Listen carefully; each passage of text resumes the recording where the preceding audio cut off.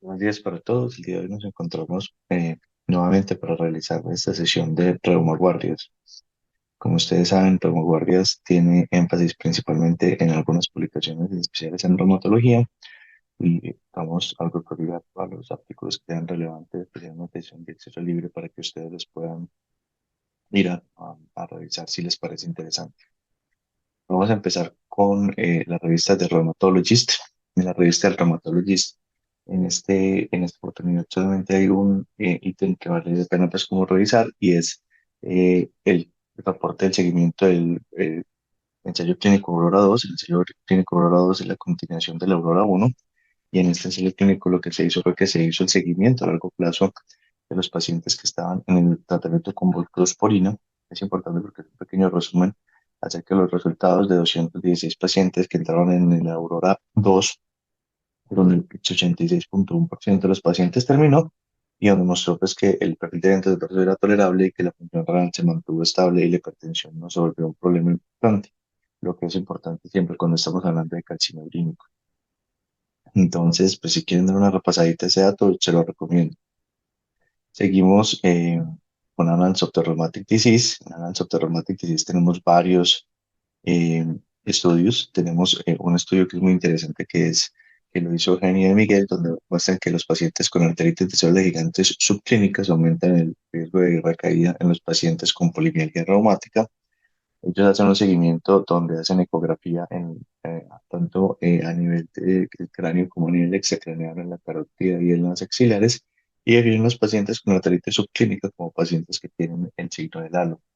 Lo que encontraron es que los pacientes que tenían esta arteritis subclínica tenían un mayor riesgo de recaída, aproximadamente un 23% de los pacientes con cuatro recaídas a lo largo de los años. Y esto es muy importante porque se acompaña de una editorial que es particularmente interesante para revisar, que es de Melena Bonte y de Cristiana Jacob, eh, que básicamente lo que muestran es que lo que le preguntan es si la polimialgia reumática es una enfermedad separada de la arteritis y pues si realmente cuando estamos viendo una polimialgia con signos de arteritis en ecografía lo que estamos viendo es una arteritis de células gigantes y realmente lo que pasa es que no lo estamos tratando correctamente. Es una editorial que es particularmente nutritiva, entonces les recomiendo que la vean. Y también tenemos, continuando con esta parte de artritis de las gigantes, un artículo sobre las células, el fenotipo senescente de las células, que son un fenotipo en el cual se aumenta la producción de matriz metaloproteinasa e interleuquina 6. En esto se hicieron un seguimiento de pacientes que tenían biopsia de arteria temporal, pacientes con artritis de células gigantes y polimialgia, controles, y lo que se encontró es que los pacientes con artritis de células gigantes tenían más porcentaje de células con fenotipo senescente, 9,5% versus 2,66%, y que estas eran las encargadas de, digamos, que regar la inflamación. Y que digamos que el supernodante de células de artritis de células gigantes podía inducir ese fenotipo, mientras que la polimialgia no.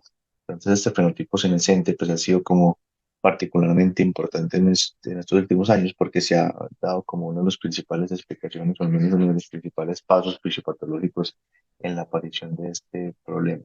Continuamos con un estudio que es un estudio de 115 pacientes de un solo centro en el cual se evaluó la terapia de mantenimiento de vasculitis ANCAS en población mientras se miraba la repoblación de células B versus el aumento en los títulos. El aumento de los títulos de ANCA sabemos que realmente es un tema relativamente controversial y lo que encontraron es básicamente que en estos pacientes, digamos que no hay una efectividad grande de los títulos de ANCA con un 20% de recaídas, 4,1% de recaídas en los pacientes que se les medía células B.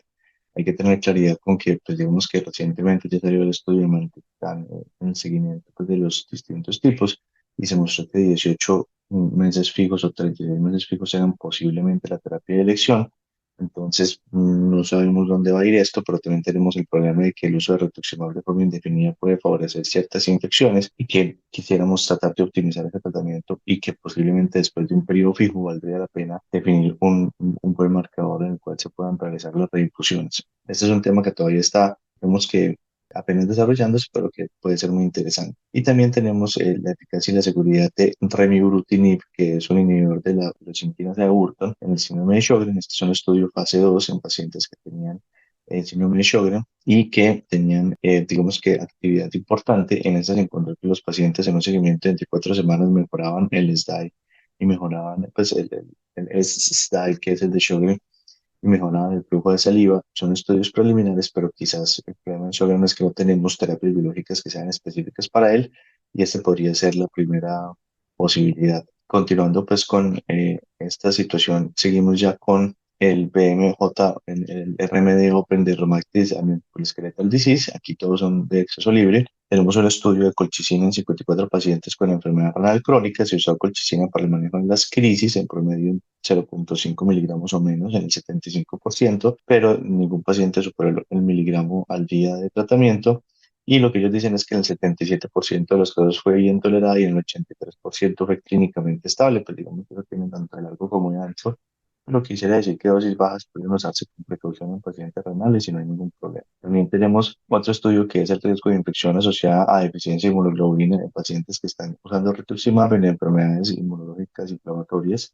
Y lo que aquí hicieron fue que observaron pacientes que, digamos que este es un estudio de un solo centro, se observaron por 12 meses después de la última infusión de rituximab y se clasificaron en inmunodeficientes prevalentes o incidentes, prevalentes quienes tenían inmunoglobulinas bajas antes de la infusión, incidentes quienes bajaron los niveles de inmunoglobulina después de la infusión.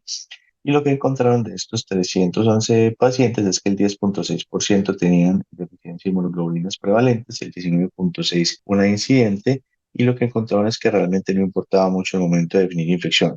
Lo que sí encontraron que el análisis univariado era que encontraron que la dosis acumulativa, la actividad, la dosis de glucocorticoides, la diabetes y la obesidad tenían factores de riesgo y que no había una diferencia. Había una diferencia numérica de más infecciones en los inmunodeficientes, pero no estadísticamente significativa. Y cuando ya hicieron el análisis multivariado, la enfermedad pulmonar crónica, la dosis de glucocorticoide y el nivel de actividad inflamatorio fueron factores para esto. Entonces aparece el esteroide como un gran cofactor que ya ha sido consolidando y la enfermedad pulmonar basal como otro que deberíamos tener siempre presente en nuestra práctica clínica. Continuando, tenemos un estudio adicional que es un estudio de ventana de oportunidad en artritis psoriásica. Este es un estudio en el que siguió una cohorte de pacientes y se definieron los pacientes que fueron remitidos para tratamiento entre corto tiempo, menos de 12 semanas, tiempo intermedio 12 semanas o un año y largo tiempo más de un año. Y lo que se encontró es que los pacientes que eran remitidos menos de un año tenían un mejor desenlace, por lo que sugiere que puede haber un concepto de ventana de oportunidad que pudiera aplicar a artritis psoriásica. Entonces, pues es un concepto interesante que está permeando esta enfermedad, por lo que vale la pena tenerlo presente. Tenemos también un estudio que es un estudio francés donde se hace la caracterización del síndrome de Sjögren. En esto fue una base de datos francesa en la que encontraron 31 pacientes con Sjögren y 31 pacientes con Sjögren sin compromiso pulmonar de vía aérea. Aclaremos, esto es vía aérea nada más. Y lo que encontraron es que los pacientes con Sjögren y compromiso de la vía aérea tenían más actividad de la enfermedad, incluso desde el punto de vista inmunológico y extraglandular, y que normalmente los pacientes tenían bronquiectasias y bronquiolitis y que pues, un 72 y un 60%, enfermedad pulmonar obstructiva un 32%. Las pruebas pulmonares se permanecieron estables en el tiempo, pero localmente progresaron las enfermedades, pero ninguno de estos pacientes hizo progresión de enfermedad pulmonar intersticial. Entonces, pues digamos que pulmonalmente el paciente se mantiene estable y que realmente no hay una progresión de enfermedad pulmonar intersticial, que es un dato que en la práctica clínica pudiera ser muy importante. También tenemos ya en la siguiente revista que es el ACR Open Rheumatologist, y en el ACR Open Rheumatology tenemos la progresión de los pacientes con chacroileitis o con espondiloartritis en un seguimiento de 5 años. Aquí lo que hicieron fue un estudio multicéntrico de 29 países, y lo que hicieron fue que recogieron 2.165 pacientes con espondilitis axial, de los cuales 1.674 fueron pacientes que tenían espondilitis axial no radiográfica.